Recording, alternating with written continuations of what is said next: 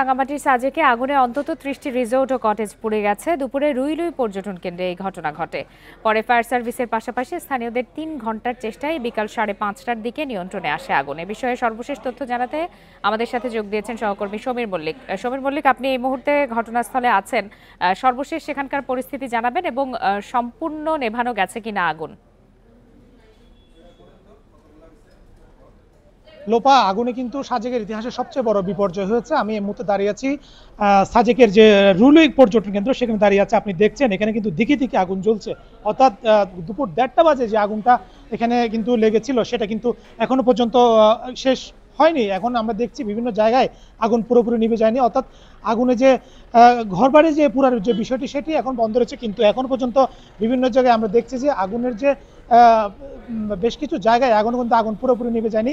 এখন পর্যন্ত আমরা যে খবর, এখন আমরা যে জায়গাটি দাঁড়িয়ে আছি এখানের সড়কের দুই পাশে অন্তত ৭০টির মতো কিন্তু স্থাপনা, রিসোর্ট এবং রেস্টুরেন্ট, একই সাথে মানুষের যে স্থানীয়দের যে ঘরবাড়ি সেটা কিন্তু পুড়ে ছাই হয়ে গেছে একেবারে। আপনি দেখতে পাচ্ছেন সরাসরি এখানে কিন্তু যে রিসোর্টগুলো রয়েছে সেটা কিন্তু একেবারেই বশীভূত হয়ে গেছে। এবং এখনো পর্যন্ত কিন্তু আগুন লাগার যে কারণ সেটা কিন্তু এখন পর্যন্ত সেটা নিরূপণ করা সম্ভব হয়নি। তবে এখানে যে একটা বিপর্যয় তৈরি হয়েছে, এখানে সবাই মিলে চেষ্টা করছে, বিশেষ করে সেনাবাহিনী, বিজিবি, ফায়ার সার্ভিস, পুলিশ সবাই মিলে চেষ্টা করছে আসলে আগুনটা নিয়ন্ত্রণ আনার জন্য। আপনি জানেন আজকে দুপুর ১টার কিছু আগে কিন্তু এই আগুনটা লেগেছে এবং এখনো পর্যন্ত কিন্তু এখন প্রায় সন্ধ্যা ৭টার কাছাকাছি, এখনো পর্যন্ত কিন্তু আগুন পুরোপুরি নিভে যায়নি। আপনাকে সরাসরি দেখাচ্ছি এখনো কিন্তু আগুন জ্বলছে। এখন পর্যন্ত আসলে যে অবস্থাটা আমরা জেনেছি, যারা এখানে পর্যটনের সাথে যারা কিন্তু জড়িত তারা বলছে তারা কিন্তু পুরোটাই তারা নিঃস্ব হয়ে গেছে। আপনি দেখছেন এখানে কিন্তু ফায়ার সার্ভিসের গাড়ি কিন্তু এখানে এসে তারা এখনো পর্যন্ত যে সমস্ত জায়গাগুলোতে আগুন ক্ষয়ক্ষতির পরিমাণ পরবর্তীতে নিশ্চয়ই আমরা বিস্তারিত জানতে পারবো। আপনার কাছে একটু জানতে চাই, আগে আপনি বলেছিলেন যে পানির কারণে আগুন নেভাতে বেশ বেগ পেতে হয়েছে, সেই সাথে খুবই শুষ্ক মৌসুম, বাতাসের আধিক্য রয়েছে। আরেকটি বিষয় জানাবেন যে পর্যটকরা কেউ ক্ষতিগ্রস্ত হয়েছেন কিনা বা হতাহত হয়েছেন কিনা, সবাই কি নিরাপদে আছেন কিনা? লোপা, আপনি জানেন এটি কিন্তু প্রায় সমুদ্র পৃষ্ঠ থেকে ১৮০০ ফুট উপরে এই সাজেক পর্যটন কেন্দ্র, যে কারণে এখানে পানি পেতে কিন্তু খুব বড় ধরনের একটা সংকট তৈরি হয়েছে এবং যে কারণে আগুন নিভাতে সবচেয়ে বড় প্রতিবন্ধকতা ছিল আসলে পানির কোনো উৎস ছিল না।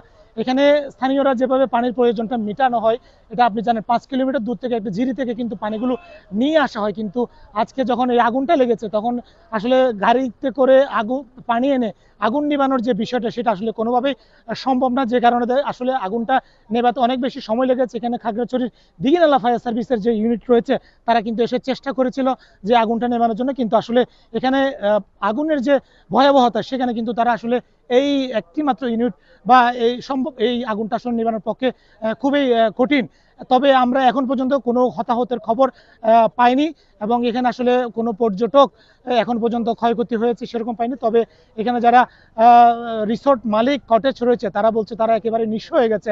আপনি দেখছেন সাজেকের জনপ্রিয় যে সাজেক পর্যটন কেন্দ্র সেটি কিন্তু রুইলুই যে এলাকা রিসোর্টগুলো সেগুলো কিন্তু এখন পর্যন্ত মানে জ্বলছে এবং পুরোপুরি আগুনটি নিয়ন্ত্রণে আনতে, অর্থাৎ আগুনের যে এখন পর্যন্ত যে অবস্থাটা রয়েছে এটি পুরোটাই নিয়ন্ত্রণে আনতে আসলে আজকে রাতে আসলে সম্ভব হবে কিনা সেটি আসলে বলা যাচ্ছে না। তবে এখন পর্যন্ত নতুন করে যে কোনো রিসোর্টের ক্ষয়ক্ষতি সেটি হচ্ছে না, কিন্তু যে সমস্ত রিসোর্টগুলো পুড়ে গেছে সেগুলোর আগুন কিন্তু এখনো নিভে যায়নি। আমরা জানি এখানে শুষ্ক মৌসুম হওয়ার কারণে এখানে প্রচুর বাতাস কিন্তু এই মৌসুমে, এবং যে কারণে আগুনটা আসলে খুব দ্রুত ছড়িয়ে গেছে এবং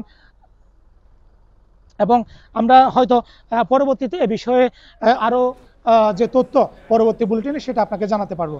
সমীর মল্লিক, আপনি নিরাপদ দূরত্বে অবস্থান করে তথ্য সংগ্রহ করতে থাকুন। ধন্যবাদ আপনাকে।